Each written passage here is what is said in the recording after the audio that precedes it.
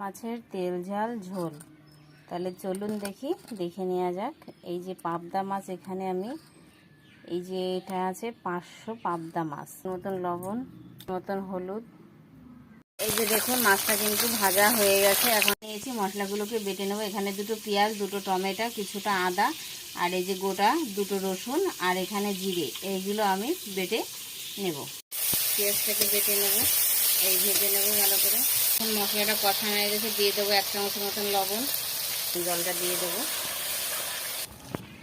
এই যে ভেজে রাখা যে শুকনো লঙ্কাটা, সেটা বেটে নিয়েছি, ওটা এখন দিয়ে দেবো ঝোলে। এখন এটা কিন্তু হয়ে গেছে, এটা এখন আমি নামিয়ে নেব। এটা বেশি নাড়াচাড়া দেওয়া যাবে না, কেন পাবদা মাছটা খুবই নরম, ওই জন্য বেশি নাড়তে পারছি না। তো এইটুকু হালকা পাতলা ঝোল আমি রেখে দেবো। তাহলে এখন নামিয়ে নেব, এটা সম্পূর্ণ তৈরি হয়ে গেছে।